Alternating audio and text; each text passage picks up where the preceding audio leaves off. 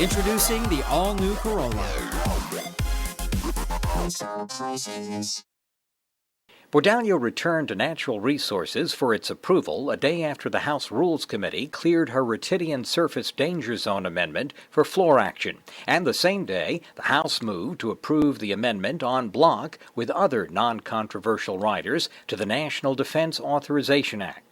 Bordallo's move back to committee brought the measure full circle, overcoming earlier GOP objections to a refuge relocation study in H.R. 4402 and ensuring the revised amendment had panel approval to get it on the floor. The overall intent of this legislation is to address potential legal impediment of allowing an SDZ over the Ritidian unit of the Guam National Wildlife Refuge. My amendment, in the nature of a substitute to H.R. 4402, would allow the Secretary of the Navy and the Secretary of Interior to enter into agreement over the establishment of an SDZ over the refuge. Bordallo says the amendment is similar to a Navy Fish and Wildlife compromise that allowed an April hearing on the earlier bill.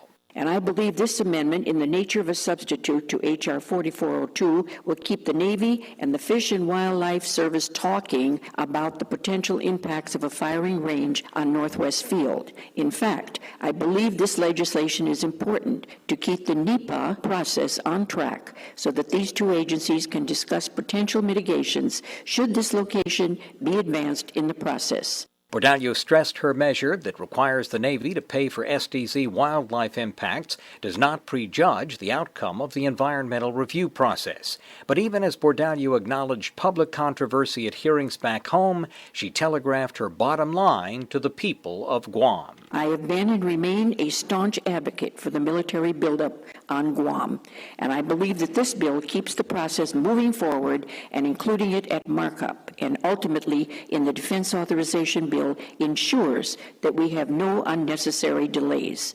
The bottom line and undeniable fact is that without a live firing training range on Guam, we will not have a military buildup. Bordallo implied the Secretary of Defense has all but said that in a letter to Congress, stressing that a live fire training range on Guam is critical to readiness. A pending Senate NDAA is not expected to contain the Bordallo language, which would have to be negotiated as part of a final bill.